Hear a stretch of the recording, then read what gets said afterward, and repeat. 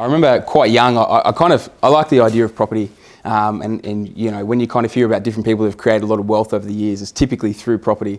So I guess I did, and I grew up watching The Block and stuff. I did want to get into real estate, but no, I never kind of thought on this level that I'd kind of take it, and in such a short period of time as well.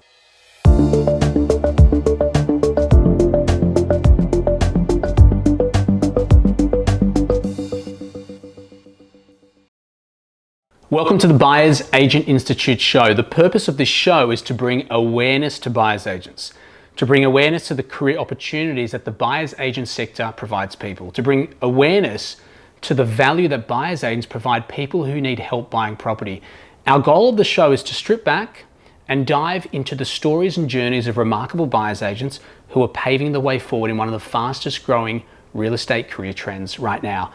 Our guest today is Sam Gordon. He's 29 years old. He left school when he was 16. He was living on a rabbit farm. He now, and just recently, bought his 19th property. He wanted to be a pro soccer player. He was also going to go into the special forces. He's got a remarkable story. Right now, he's running his own buyer's agency called Australian Property Scouts. So I'm really excited today to really learn about his story. I mean, owning 19 properties and leaving school at 16 is not the norm. So today we're really going to dive into it all. I'm really excited to introduce Sam. Welcome, Sam. Ben, thank you, mate. Thanks for being here. Mate, you got an awesome story. Thank you, mate. I remember when we first spoke, and you broke it down in terms of just your background and what you were doing and how you left school at 16 and you're on a rabbit farm. I mean, it's not the norm. And I think to see that you've now just bought your 19th property is like remarkable. And I think you sit in the very, very, very small percent of people in Australia, especially for your age, who own that many properties. Did you actually ever think when you were growing up that you were going to build this monster portfolio? No, mate, no, I didn't. I remember quite young, I like the idea of property, and you know, when you kind of hear about different people who've created a lot of wealth over the years, it's typically through property. So I guess I did, and I grew up watching The Block and stuff. I did want to get into real estate, but no, I never kind of thought on this level that I'd kind of take it, and in such a short period of time as well. So why did you actually leave school at 16? Is there like a reason, or? Yeah, so I went to school in Sydney. I went to Westfield Sports playing soccer, and I was from down in the country. I used to trek in. It was about 2.5 hours each way every day, and it was just a killer. And by the time I got into year 11 when I was 16, I had no aspirations to go to uni. My brother and my sister, but they both did. And my family were all set for it, and I just decided to pull the pin about 3 months into year 11. And and my parents tried to talk me into either going into a trade at the very least, or going back to finish my schooling somewhere else locally to go into uni. But it was never something I wanted to do. I knew I wanted to. I wasn't exactly sure what I wanted to do, but I knew I wanted to get out there and just start working straight away and build my wealth myself. It's awesome. Thank you. What did you do when you stopped school? Yes. What did you start doing? Oh, so I went straight into the business. I didn't go full time, like the family business, right, which was the farming, the rabbit farming. I didn't go into that full time because my dad thought I was going to be a shit worker.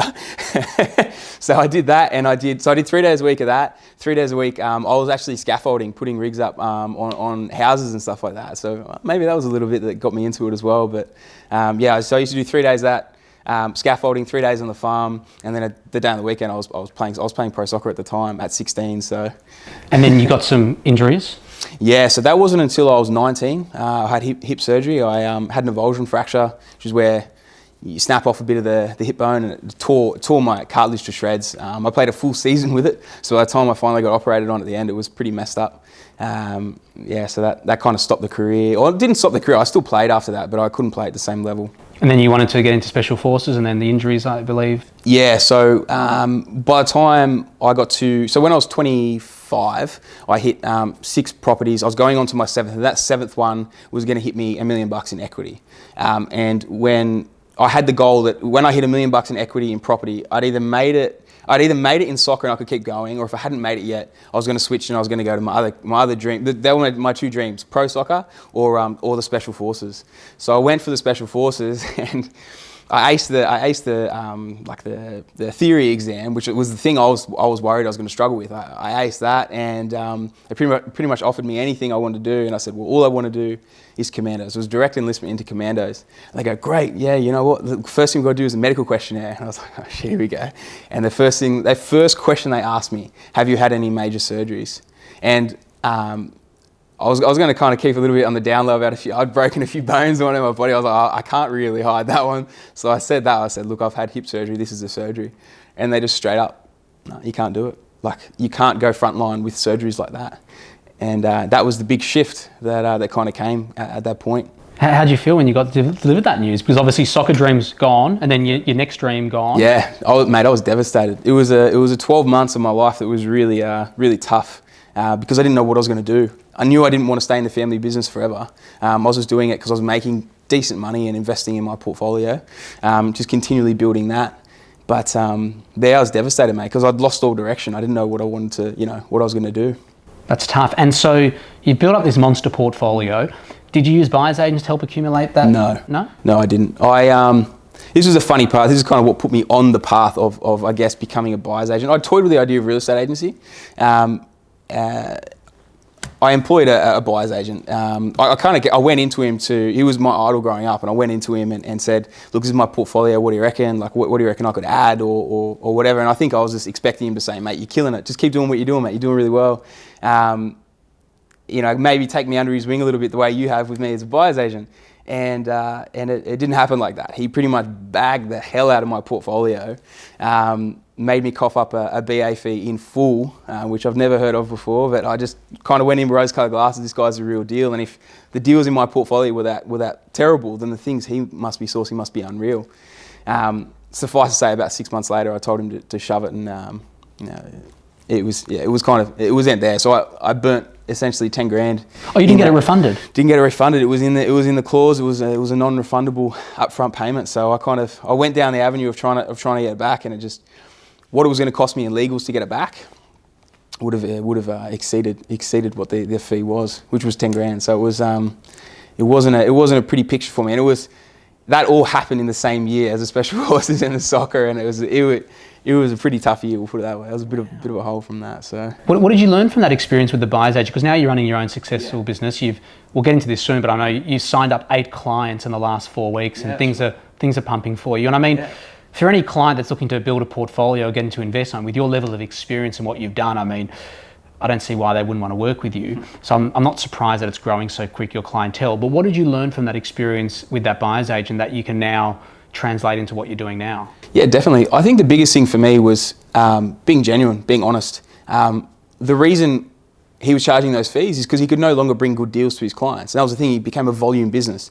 That's something I never want to do. I always want to stay boutique-y to a level where I can still always deliver the best things for my clients. And one of the best ways I believe to do that is I charge a very small upfront fee. And that's just the way I operate, because I know I'm going to go out and get that client a good deal. So I'm not worried about how much they pay me to start, because I know they're going to pay me on the back end when I bring them a really good deal. And I guess that's the thing. I go into it with ethics because I got burnt really badly. I mean, I got brought up by a good family as well. And I think that's the thing. I was instilled good ethics by my parents, and that just burnt, made me so angry, on top. And I think that's the thing. When I had that on top, it's just, I kind of go in there wanting to do the best I can by people as well. Yeah, ethics are important, especially with what we're doing. We're playing with a lot of money with people. A lot of money. It's sometimes the biggest investment someone's going to make, and you want to make sure you treat it with respect, right? Yeah. And I mean, I'm curious to know, so you get in front of prospective clients, you're a young guy, you're 29, you just bought your 19th. Yeah. Are they pretty blown away when you just drop that you've got 19 properties? Yeah, well, most people kind of already know the story already, or they've heard about it, or they've been passed on by someone else. They've had good experience, and they go, you got to talk to this guy. It's funny though, because a lot of the time I'll go sit with him, like, oh, I heard you got 14 or 15 or 16. And I'm like, well, I'm actually a little in front of that now. That was a couple of months ago. And that's just, I don't know, it's cool, because I think they can relate to that, and they're like, well, I want to put my money with someone who's done what I want to do. So I guess that's a very relatable side, and I think that's why it's really starting to take off. And it's good. It's growing, and I'm loving it, and I'm still always telling people that the service is always going to stay the same. If you have to wait a little bit longer to get an exceptional investment, that's part of working with me. And people are very open to that and understanding of the fact that the best deals in the world I'm not going to have it waiting for you for the second you sign up, right? Like it takes a little bit of time to get those great deals. And I think when I explain to people like that, they understand the process and resonate with that, I think. You can't put a time limit. You don't know when that deal's going to pop up. Definitely. And where are you buying property? Like for your own portfolio, where's it typically based geographically? So I'm primarily in Queensland, South Australia and New South Wales, pretty much spread pretty evenly across the 3 states there. But I've also been buying for clients in Perth and a little bit in Vic as well at the moment. I missed the Tassie boat. I made a decision about 5 years ago. I was going to look towards, I looked at Tassie and Adelaide. And I put my money in Adelaide. It was something about it that drew me a little bit more towards it. Benefit of hindsight, I missed that one a little bit. But like that's what it is, you know. You learn from your mistakes. You learn from the different things that maybe I missed back then. And that was 5 years ago. I was 24, 25 when I kind of bought those first Adelaide properties. Geographically, my portfolio is based in those 3 states. But yeah, kind of buying pretty well nationwide for everyone at the moment as well. And just building the contacts in the areas as well. You know, I think that's the really key part of doing the best service. So, are you following the same investment strategy for your clients? Yeah, so I start them out the way I started. The way I've got what I call it the Trident formula, right? So I build a base portfolio for people. Typically, it's about 4 properties in a metro location, buying below market, strong cash flows. They just sit there and tick over. And then we go off and we do the accelerated strategies, which is how I grew my portfolio so big, which is small developments, high cash flow deals, and then another foundation portfolio. There's a Trident, right? Three at a time once you've built the foundations. So small development, high cash flow, and the bread and butter sort of back in the portfolio. And just it allows you to continually build your portfolio. And so I'm kind of, I guess, practicing what I preach and walking the talk, because it's the same way I did it and I know it works. So when you're building that foundation below market, how are you ensuring that you are going to be buying those properties below market? It's the experience of dealing in that market for so long. Knowing what a property is actually worth, and sometimes it's agents bringing me stuff before it hits a market because they know I've got ready buyers, and their vendor just wants a quick sale. They just want to get rid of something, and quite often you can shave 15-20% off a purchase price. Typically, I say to my clients, it's between 10 and 15% we buy below market.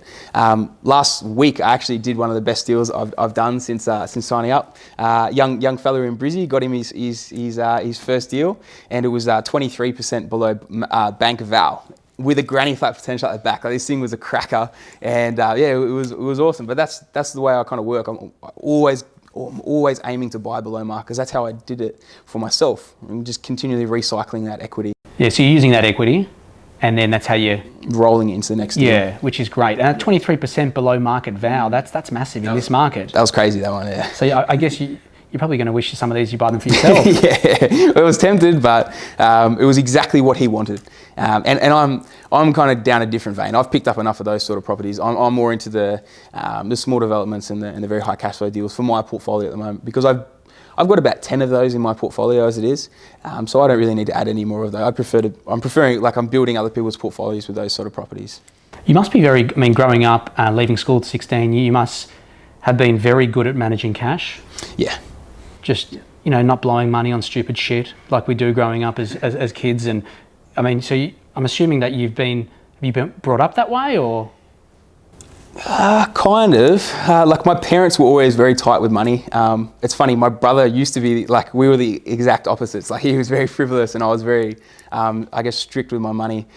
When I bought the first unit I ever bought was in Wollongong when I was 19, and that I was clearing $580 a week after tax.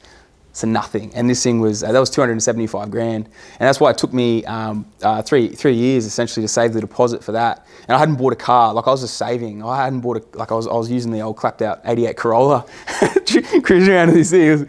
It was a bomb, but it didn't matter. It allowed me to save the money, and that was the most important thing. So that's awesome. Yeah, because to build that portfolio, and you're not earning a massive salary, I'd assume all your earnings are going into savings to keep buying, right? Yeah, or to be putting down for deposits. Yeah, definitely. I guess it was on that first purchase, I did a renovation, and the market had seen a little bit of growth as well, and that's where I realised you could recycle equity. I recycled that, put it into my first small development. That was at 22. And then when I did that, I made about 100 grand and did it again, recycled the equity. And that's when I kind of realized, whoa, like I'm onto something here. You can just keep pulling this out and going again. And yeah, that's where, definitely saving as much as you can as well. You got to be, if you want to be, not even so much aggressive, if you want to be serious about this and you want to build yourself a good portfolio, it takes, diligence and being strict with yourself. Yeah, you've got to be very diligent. And property management, I mean, have you got a national manager that manages your portfolio? Have you got different property managers? No, I've got different property managers everywhere. Different people advocate different things. I'm very much a believer in, I like a local property manager working in my area, and I pretty much go around and interview before I buy in a certain area, I'll interview like 10 to 15 managers and go and sit with them for a coffee for half an hour and just kind of grill them and see what they're like. And I always try and pick out I don't mean this derogatively, I try and pick out like a battle axe, like someone that's like a real tough, like bit of an older lady that's like a really tough. I find they're always the best at managing. Because they can kind of rule with an iron fist, but then at the same time, they can relate to a lot of, like women and stuff as well. And men are less likely to be aggressive towards a woman. I don't know, it's worked really well for me. And that's what I've always sourced in the different areas. I've done pretty well. So you look for the hard lady. Yeah, that's it. That's good, yeah, because I mean, I've owned rent rolls before, and property management's it's a tough gig. You're dealing with problems all day. You're putting out fires, and you're right. You need someone who's hard. And you also need someone who's going to be very diligent with just looking over, making sure everything's okay, making sure they're following, doing routine inspections, they're going through and just updating landlords appropriately and stuff. Yeah, definitely. Couldn't agree more. And so, real estate agents, do they all know you? Do you deal in the areas? Oh, yeah, they do. Yeah, definitely. I've got about half a dozen that I'm quite close with in a lot of areas. And to tell you the truth, you kind of become mates with them. Like, you know this, right? You're working with these guys all the time. You're seeing them, like I'm in Brizzy or Adelaide once a week at least. Like I'm on the move all the time, and I'm in front of these guys all the time. And it's funny, you kind of build bonds with certain guys. Like there's different people you vibe. You've always told me this, find the people that you vibe with, because they're the guys that they'll vibe with you, right? If you guys are vibing together, you're going to work well together, and they're going to want to do business with you. And I think that was the thing. I found the guys and the girls that I got on really well with, and yeah, that's where it kind of good relationships are built, and that's where really good deals are found as well. So I'm curious to know, since you started your new business, obviously now you're working with clients. Has your relationship with the agents changed now in a different way, because now you're a buyer's agent, you've got clients, and you're probably going to be a bit more active?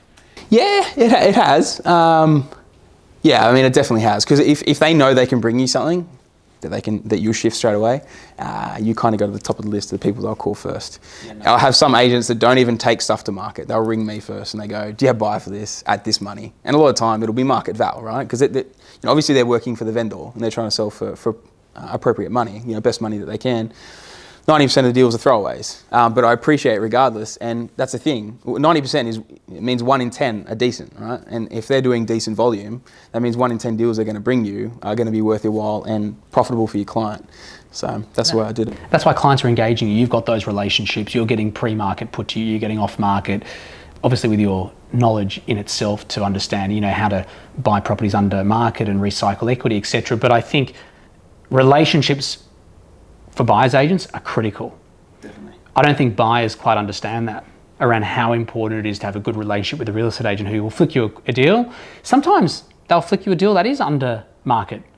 Vendor has to sell, just has to sell, doesn't want to pay for marketing or whatever's going on in their life, and they know that they're prepared to take a bit of a haircut. So I mean, you never know, but the relationships are so important, don't you think? Yeah, 100%, mate, 100%. What about, your next stage now? You've signed 8 clients in the last 4 weeks, business is booming. I'm sure things are moving so quick, but have you thought about plans for your business? I have, I definitely have.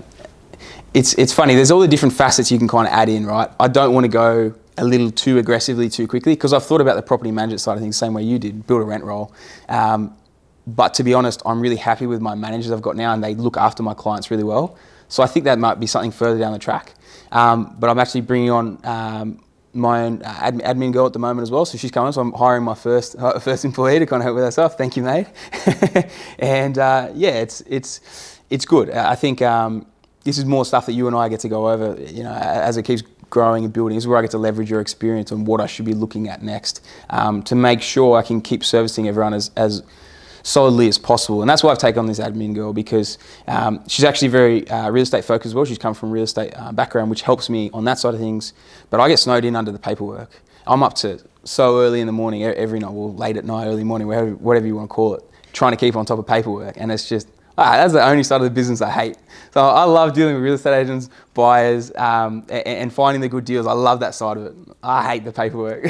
So that's why it's good. I've gotten to the point where I can bring someone on, and yeah, she's helped me with a lot of things already. So it's good. It's great. And this is the first business you've run, right? Yes. And so, yeah, I mean, paperwork is a nightmare. I'm not sure. I've met many people who enjoy paperwork. Are there any other challenges that you've been finding? Because I mean, running a business is tough. I think there's so many challenges, but I mean, are there any key challenges that have stood out for you since you've been running? Yeah, look, when I first started, you said to me from the very start, Sam, you've got a great story, mate. You need to get out there and get in front of people and tell it. And I've never been one to kind of get out there and tell my story. I've always kind of kept it quite close to the chest, what I've done in real estate. And that was very much to my detriment when I started out, because people didn't know, and they're like, oh, like, yeah, you got a couple, man, but like, why you can do it? And I'm like, these guys don't know like how many I've got at the time, the net worth of myself at this point. I guess that was the big thing, trying to get out there from a standing start when I wasn't really getting, I also wasn't getting on Facey and telling everyone I was a buyer's agent and stuff, you know, or putting up on Instagram. It took me ages to get those pages going, and I think that was what let me down. I didn't take a very active approach in marketing myself and the business early on. I just kind of presumed, the people that know me, you know, it'll be word of mouth, will happen. But you know, comes back to me not being willing to tell my story.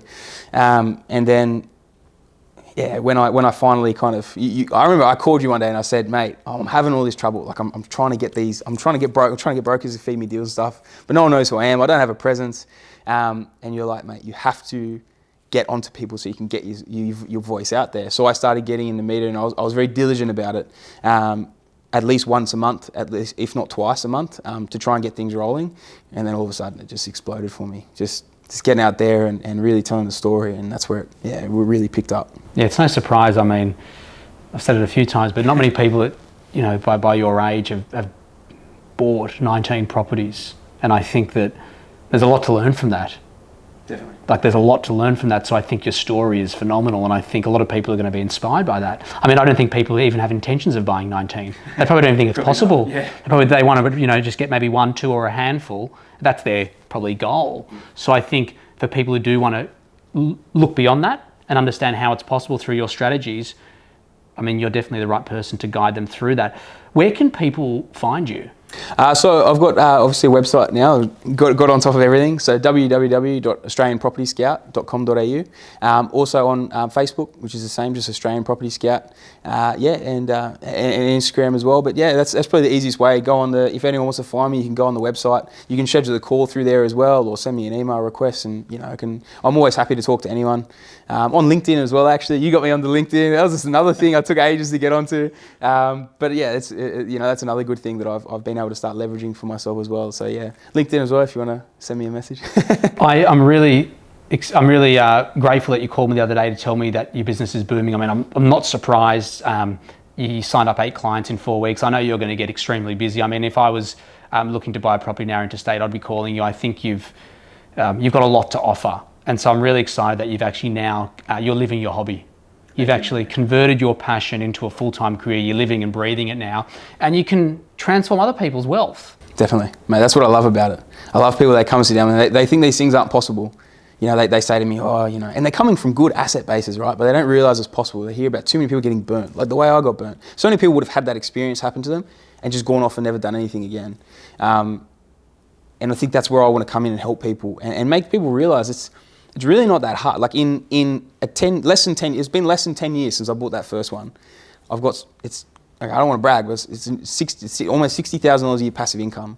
There's about $2 million equity in the portfolio. And I didn't know what I was doing when I started. You know, and I think that's the thing. When people can come in, they can leverage someone that knows what they're doing. Mate, it can be phenomenal. Especially so many people, most people, you know, have got a bit of equity in their homes or whatever, a fair bit of equity. That means you can kind of ramp stuff up quite quickly. But even people from a standing start, like I love people helping people with their first deal.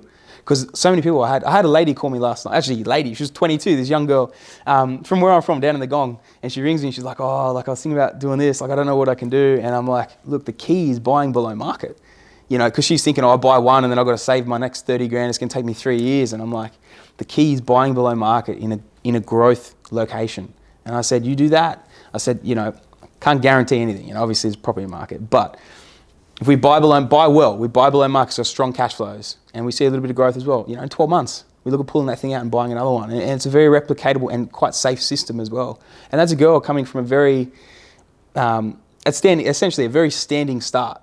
And I'm honestly so honoured to be able to help people like that. It's that's what I love to do. And I've always felt it from you as well. You did that for so long as a buyer's agent, and then you've turned and you're helping people like me who, this is my passion, is what I want to do. For other people, it's a passion to build a portfolio, and that's what I get to do and help people with, and that's honestly what I love. It's awesome. Did she sign up? She did, yeah, of course. Yeah, it's good, mate. I think a lot of people don't realise that they can recycle the equity, and they don't need to, as you said, save up for a deposit. And just bringing awareness to people like that, I'm sure they're just like, wow. Yeah.